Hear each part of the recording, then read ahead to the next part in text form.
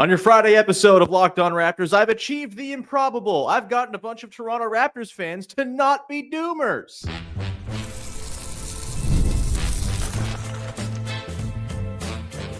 You are Locked On Raptors, your daily Toronto Raptors podcast, part of the Locked On Podcast Network. Your team every day. Hey, what's going on? And welcome to another episode of Locked On Raptors, part of the Locked On Podcast Network, your team every day. It is Friday, March the 28th, and I'm your host, Sean Woodley. I've been covering the Toronto Raptors now for 11 seasons on various platforms. You can find all my work over on Blue Sky. You can also find the show on Instagram, and you can join us in the Locked On Raptors Discord server. Link in the description of the podcast. Please come hang out. Be part of our listener community. It's a great time. It's lovely. You can also go and support the daily Locked On Raptors newsletter. QR code on the screen. If you're watching on YouTube, link in the description of the podcast. If you're listening on audio, you can just go sign up, drop your email in the bar, and you will get 5 piping hot emails a week from me with original words about your Toronto Raptors. It's good stuff. You get Katie Heindel, League at Large, Josh Lloyd fantasy tips, and of course, Michael Shearer every Thursday with basketball poetry. Go check it out. There's no reason not to. It's 100% free. It's a great way to pass the time while you sit on the can. Today's show is brought to you by 5 Hour Energy. 5 Hour Energy. Go to 5hourenergy.com. Find over 15 flavors to choose from. Need one now? Grab a 5 Hour Energy shot at your local grocery store or convenience store. Stock up today and stay energized. And we are energized here on a Friday edition of the show because I got mailbag questions from you freaks, and I put out the call for a mailbag twinged with the toxic positivity I've been trying to bring to the table every Friday, both on the show and in the newsletter this season.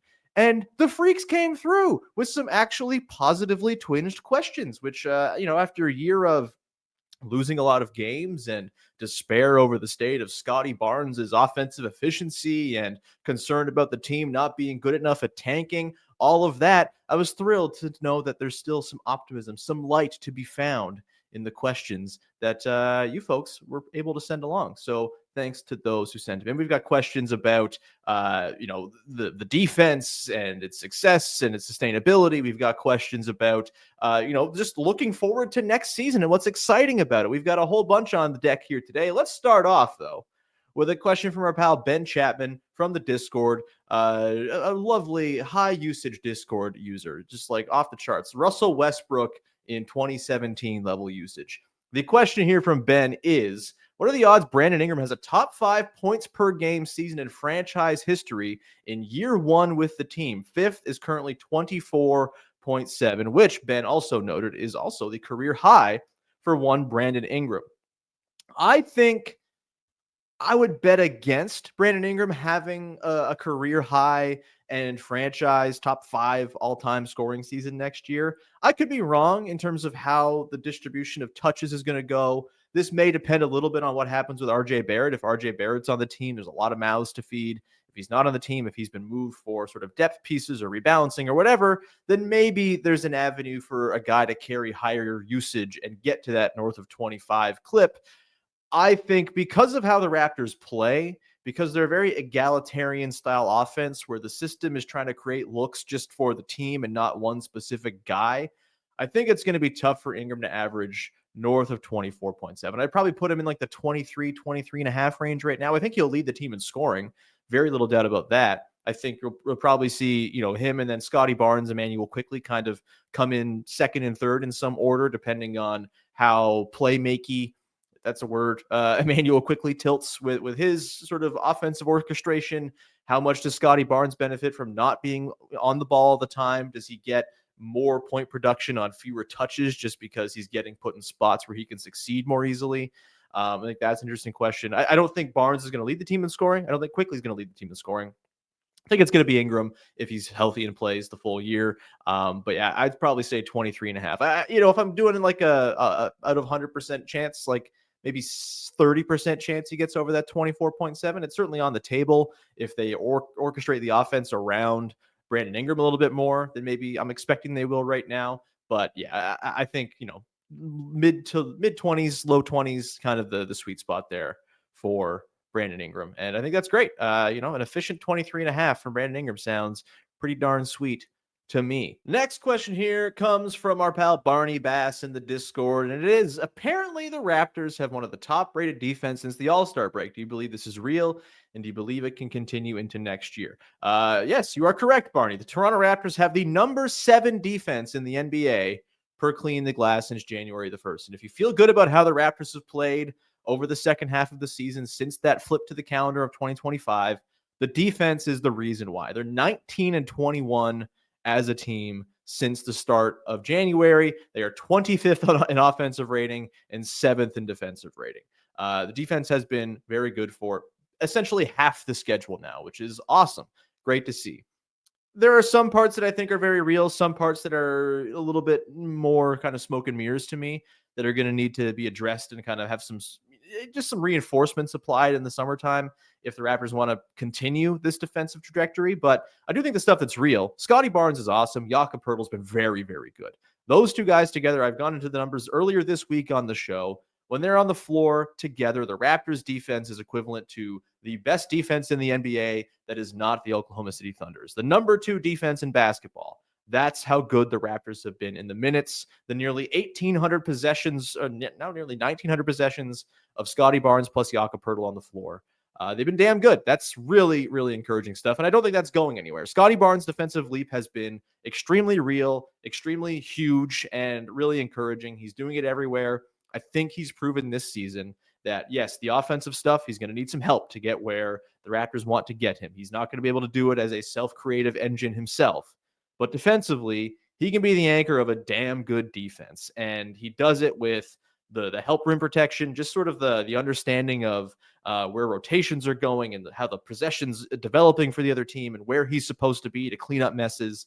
Obviously, his wing defense has taken a big steps forward this season too, sliding his feet, trusting his length, not, kind of finding that balance with aggression in a way that he couldn't really find in his first few seasons. He's been immense defensively, and I think that's real. I think Jakob Poeltl also is quite real. He's a very good, stout defensive player, good protecting the rim, defensive rebounding, cleaning things up, et cetera, et cetera. I think those two guys very much are legit. I also think Emmanuel Quickley is proving that he's a damn good point of attack defender, sort of grading on the curve of point of attack defenders who are lead guards. It's not a position that's rich in excellent defense. I don't think Emmanuel Quickley is Derek White defensively, but I think he's above average. I think he's performed quite well, and the Raptors' defense has been much better when he's been on the floor than when he's been off this year. So I think there's some stuff kind of inching towards being sustainable for this team. 7th is really tough, though, and I do think we're seeing the Raptors get kind of lucky in terms of the the percentages that other teams are shooting against them. And it's tough, it's hard to decipher what's luck and what is something that you're kind of enforcing upon a team. But the Raptors right now don't do themselves a lot of favors when it comes to allowing like a clean shot diet.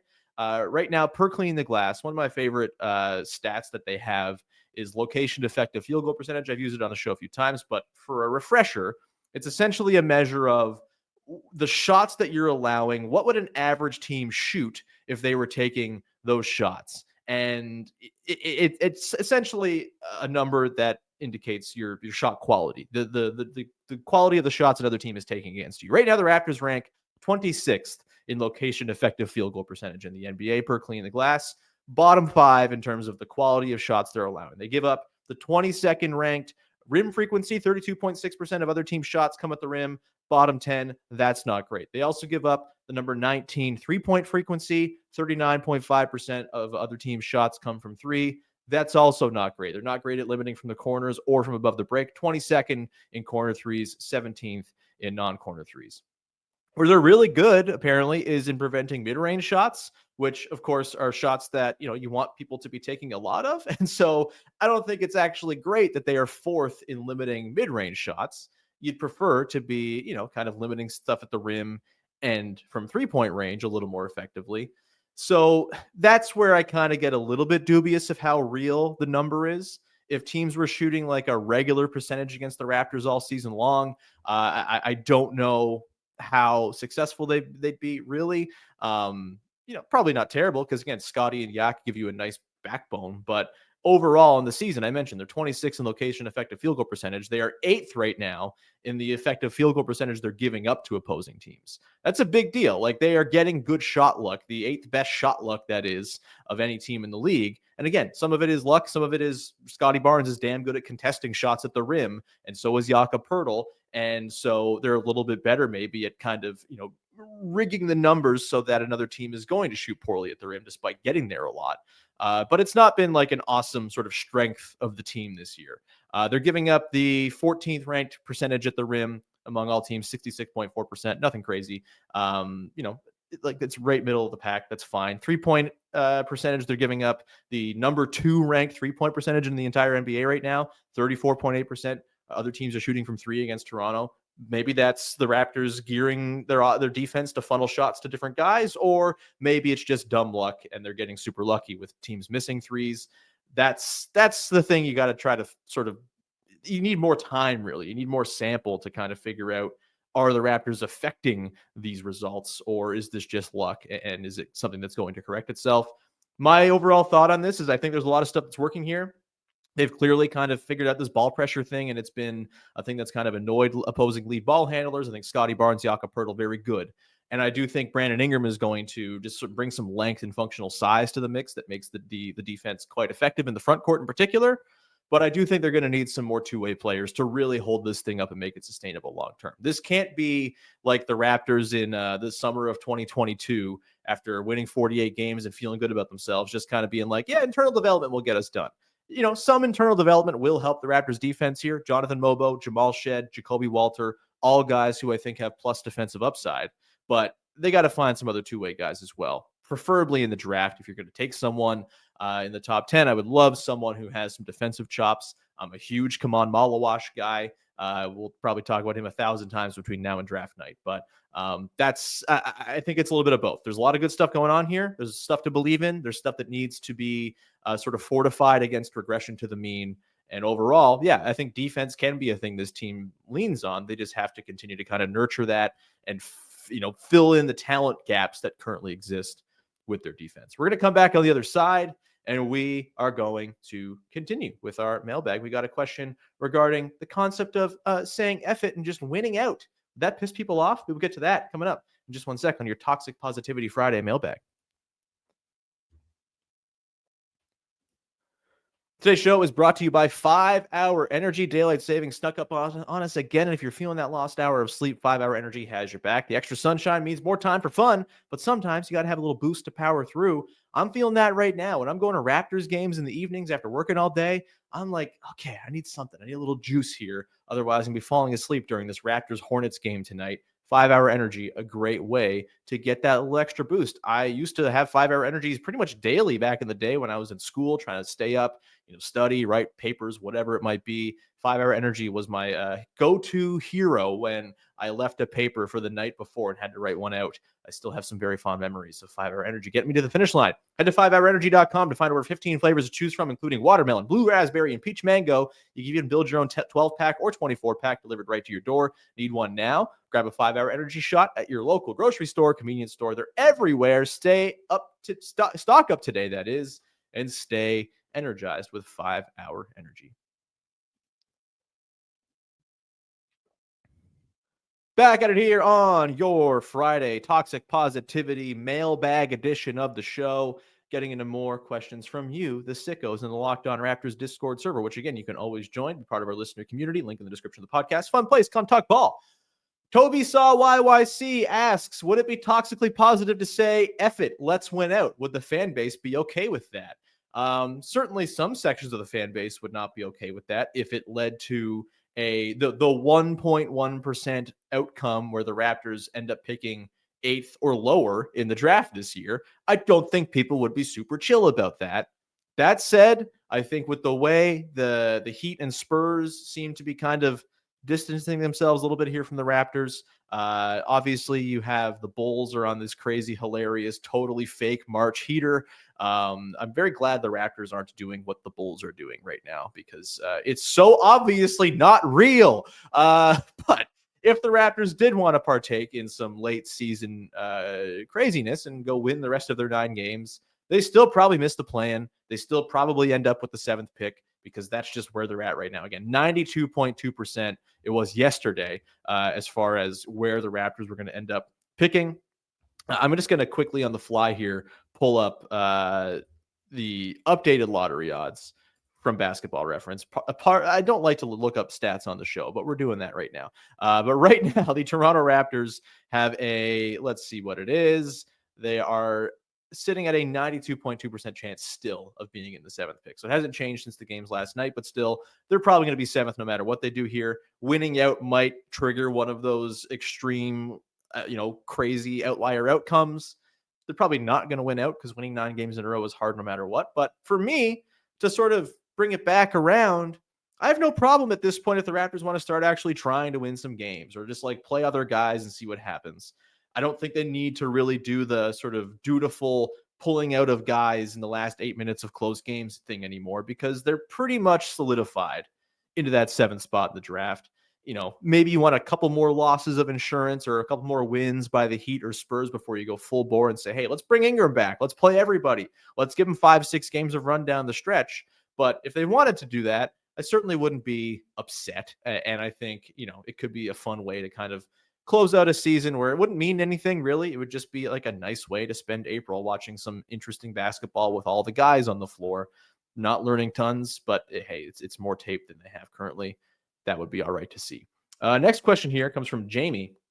Of all the bench players we currently have in rotation, which 4 or 5 player combination would be the closest thing to the bench mob 2.0? So this is tough because, there's sort of 2 versions of Toronto Raptors benches of yore that I really appreciate. There's the bench mob of the 2017-18 season where they win 59 games and they have Fred VanVleet, Norman Powell, Jakob Poeltl, Pascal Siakam, CJ Miles as kind of the main 5. And they would really just go like hockey shifts and play those guys together. And they waxed teams. It ruled. It was super fun. I also really appreciate the Kyle Lowry plus 4 bench guys persuasion of bench units back in the day. I probably preferred those more because watching Kyle carry a bunch of bench guys to, plus 10 in 4 minutes was some of the most fun I've ever had watching professional basketball in my entire life. Do I think the Raptors have a Kyle Lowry-like riser of the tide on the team? Probably not. I think Emmanuel Quickley is probably the closest thing just because I think the skill set of a guard who has that 3-point juice both on and off the ball, who can get into the teeth of the defense, who can kind of set other dudes up. I think that's the recipe for a guy who can be a very good second unit coordinator. But, let's keep it to this is going to be a deep team. They're going to have a lot of players. If they wanted to go hockey shifts, say the theory is, all right, let's get as much tape as we possibly can of our starting 5. Assume RJ Barrett's on the team coming into next year. They're expensive. They're testing whether or not this is a tax-worthy team. You roll out quickly Barrett, Ingram, Barnes, Poeltl for long stretches of games. And then you go hockey shifts. You bring in Jamal Shed, Jacoby Walter, Grady Dick, Jonathan Mobo, and recently drafted first-round pick Kaman Malawash. You get huge in that front court with Malawash and Mobo. You've got some shooting on the wings with Walter and Dick, and you've got Jamal Shed guiding the ship, throwing lobs to Kaman Malawash. That sounds pretty darn sweet to me. Yes, Ochai Agbaji just got left out here. That's fine. Malawash is big enough. We can swap out Mobo once in a while, throw in Ochai Agbaji as the 4 in these lineups, and still be enormous with Malawash cleaning up messes at the back end. You've got more shooting. That could be tons of fun as well. It might have to be like a 6-man bench crew because this team is going to be deep next season if everyone's healthy.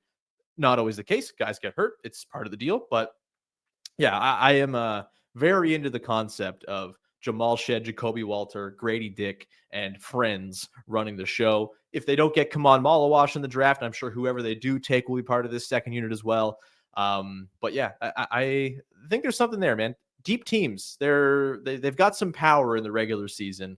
Who knows about the playoffs? So that's why you get to the playoffs, to test the metal of everything you've got going. Hopefully they do that next year because it's been a long time since the metal was tested in these parts. We're going to come back on the other side and get into a few more questions to close out the show here on the Toxic Positivity Friday mailbag. We will do that in just 1 second, or we'll kick off with a question on the other side regarding why it's totally fine that the Raptors are not going to be picking at the very tippy top of this draft. We'll do that in just one sec. Today's show is brought to you by friends over at FanDuel. And right now, it's a great time to go check it out because March Madness is here. FanDuel is giving you the chance to get in on the action like never before. Right now, new customers can get $200 in bonus bets when your first $5 bet wins. That's $200 to use on everything from for buzzer beaters, Cinderella stories to who's cutting down the nets in a couple of weeks' time.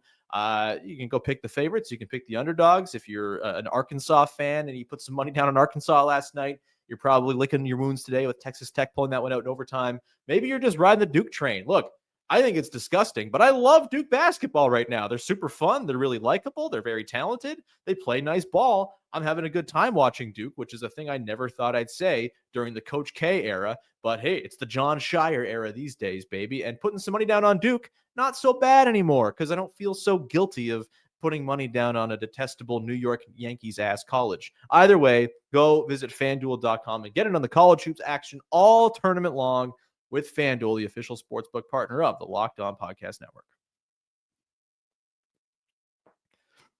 Wrapping things up here on your Friday edition of the pod, a Toxic Positivity Mailbag supplied by you, the listeners. Checks in the mail. No. Epic Lankiness, Resident. I really like Epic. He's a good dude. Resident Grump, perhaps maybe a good way to describe him, particularly when it comes to draft lottery standing. I know our pal Epic really wants the Raptors to have a very high pick in this draft. It doesn't seem like that's super likely at this point, though. Again, flat in lottery world, 7th in the odds, totally fine. Question here from Epic is, why should Raptors fans be okay with drafting a role player in this draft if our pick falls? Like, sell us on not being pissed if we pick 10th, for example, based on our current roster. I will say, first of all, falling to 10th feels exceedingly unlikely. I think it's literally a 0.0% chance. You'd need 3 teams with minuscule odds of winning the lottery to all jump you and knock you down. Don't think that's going to happen. I'm not really preparing for that worst case outcome. And that's, hey, if it ends up that the worst case scenario comes, I will be the one who dies in the street and doesn't make it into the safety bunker to ride out the apocalypse. Either way, don't know why things got so grim there. The world is not at all making me think about these things at all these days. The question here from Epic, well, why is it all right if they don't have a super high pick? Like, I think genuinely, this is not me just kind of putting on a classic Sean positive spin. I think 3 through 10 in this draft is going to be super fluid, very eye of the beholder, and very much dependent on team needs for a lot of these guys. And I think there are going to just be good players available when the Raptors come on the clock at 7 or 8, most likely, even 9. I'm at the point where I wouldn't be pissed off with any of the top 10 or 11 guys, frankly. There are a couple of guys who I prefer not to end up on the Raptors, mostly for like positional overlap reasons, like Trey Johnson, Con Knipple. I think both will be good NBA players in some way, shape, or form, whatever their roles end up being. But I think, light on defense, 3-point shooting specialist guards, not really what I'm super into right now, because the Raptors have a lot of those. I think I would rather go big or another guard upside play. And I think the reason to feel good about where the Raptors are picking is it's not just role player dudes you're taking. This is not last year's draft where it just felt like, can you just get someone who's going to be an NBA player, please? Like just someone who's going to be like a 7th man. That felt like a success in the 2024 draft. This year, mixed reviews on the overall talent of the draft, but I do think there's like some legitimate upside to be found with some of the guys in this range. Kaman Malawash, I've talked about. I think his upside is immense. I think he's got the potential to be like a defensive player of the year level guy in the NBA. That is incredible upside. That's crazy stuff. I think he's got it in him because of his mobility and size combination. I think if he ever starts to shoot threes, which he's dabbled in a little bit at college, but hasn't really been set loose to do it very much, I think the threes are going to, if it's even just like 1 or 2 a game, holy crap, it blows the top off of what Kaman Malawash can be as a player as well, and what his fit on this Raptors team next to Scotty Barnes in particular could be. And I think his just like roll gravity and finishing is just so good that he's just going to have a baseline of very good player. That's my thing.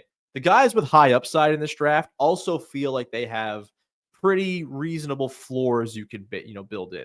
VJ Edgecombe, maybe he's going to be a star. Maybe he's just going to be a really good 3-and-D 2-guard type for you who offers a little bit of secondary creation and driving ability. Never going to run your offense, but can just be a damn effective player 2 ways for you. Again, if things really pop off, there's star potential there for sure. Same goes for Ace Bailey, a guy who kind of has this star bravado about him. Maybe he just ends up being like a really electric 3-and-D guy himself. He's 6'10". I totally believe in the defense with Ace Bailey.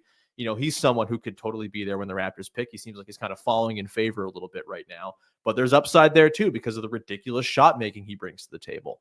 And Jeremiah Fears is another one. This guy, he's super interesting to me as like a long-term high upside guard play. The handle is off the charts good. The downhill force he plays with is incredible. The shot making is there, really good mid-range pull-up shooter. The three-pointer's got to come along for sure.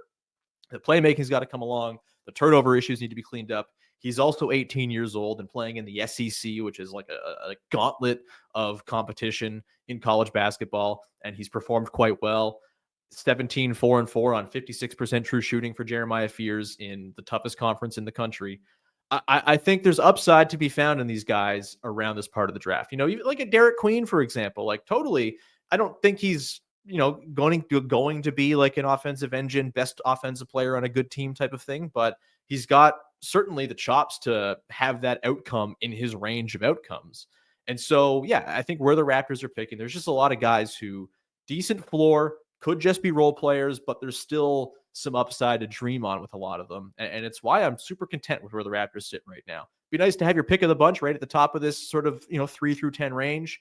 Life ain't like that, man. And there will be just good players who are there. I think just mathematically, it will be impossible for there not to be good players when the Raptors pick, because I think there are a lot of good players at the top of this draft.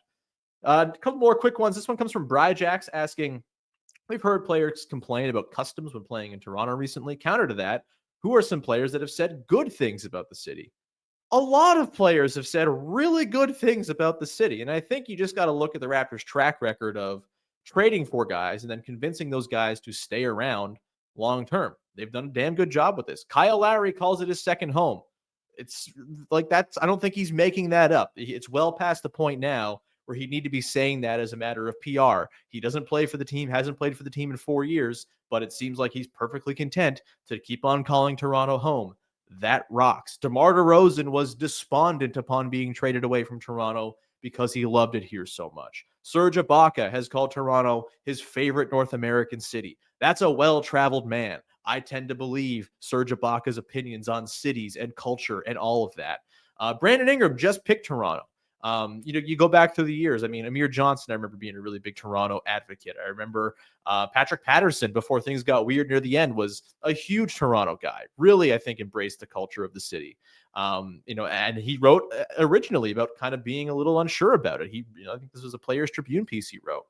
Typically, guys, when they're here, especially during eras where they're winning, totally love to be here. If the team is losing, I think the issues that people have with the city or the customs or whatever is more to do with you're doing it for a team that stinks and isn't fun to play for than it is about Canada itself. I think the track record of guys liking Canada is increasingly growing longer than the track record of guys who are like, get me away from that foreign country. It's just a different ballpark, just a different ball game now. And I think, I'm not going to be stressing too much about Thad Young's negative comments about doing customs because I don't think it changes anything. I think Toronto's still a place guys want to be. I think it's still like an upper half destination in all of the NBA for all of the reasons that all the other big markets are. It's a huge market. The fan base is great. There's a lot of, public exposure, endorsement opportunities, things like that. Damn cool place to live. We'll see how the political landscape makes maybe Canada a more encouraging place to live in the years to come. Maybe that's a little sneaky advantage the Raptors are going to have in recruiting. Hey, want to come to not the country you're in right now? Maybe that's the move. Either way, I can't get too bent out of shape out of this one because a lot of players have said really glowing things about Toronto. And it's, I think that's only going to continue to be a thing, especially if the Raptors are good again, right? Like if you're good, kind of covers up a lot of your complaints. Last question here comes from Nico asking, here's a non-doomer ass question. How are we feeling about the chances of seeing the first aesthetically nice Raptors team in years next year? Got guys that actually know how to play on the offensive end and some real glue guys with some recent moves. and draft picks. Also add in some potential new purple jerseys, please. I'm with you, Nico. Give me those the purple full rebrand.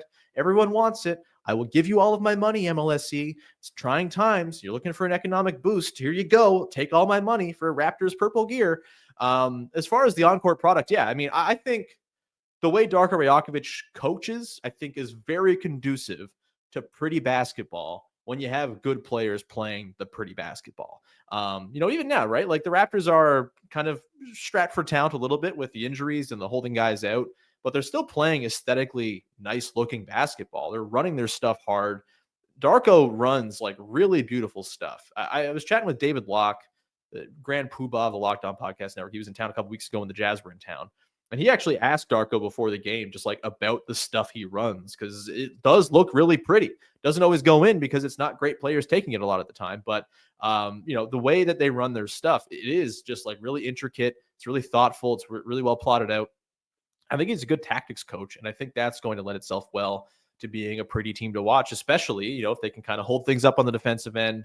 I think there's a lot of passing juice on this team too, between Quickly, Barnes, Pirtle. I think Ingram's a solid passer. Barrett's made huge strides there. Grady Dick's a nice secondary passer. Like, there's a lot of passing on this team, and passing is very fun to watch to me too. So yeah, how I'm feeling about this, great. I think they're going to be a really fun team to watch next year. I think they're going to be kind of a league pass darling eventually once people kind of get wise to what's going on, 4 months into the year, because that's how long things take to get wise to things going on in Toronto. But yeah, I'm very into it, and can't wait to watch some pretty basketball, fun basketball, sensible basketball, well-constructed basketball. That's what I'm into this for. I just want to watch good hoop. I'm like Zendaya in Challengers without all the horniness. I just want to watch good hoop. And it's by the way, watch Challengers, the best movie of 2024. Either way, we're going to leave it there. Thank you so much for hanging out, rocking with the show. And we'll be back again on Monday as we pick up the threads after a weekend of playing the Hornets. Okay, sure. The Hornets without LaMelo Ball. Should be a fun one tonight. Please support, follow, subscribe, rate, review, tell a friend. We'll be back. And of course, it's not going to just be game talk we do next week. We'll do some draft coverage and things like that, because the draft I'm really digging this year. Usually I'm a bit of a draft grump. I'm super into it this year. Can't wait to talk more about this class of dudes, because this class of dudes is fun. Either way, follow, subscribe, rate, review, tell a friend, QR code on the screen, etc., etc. Thank you so much for rocking with the show. We'll talk to you Monday. Thanks for hanging. Have a great weekend. Bye-bye. And he sucks.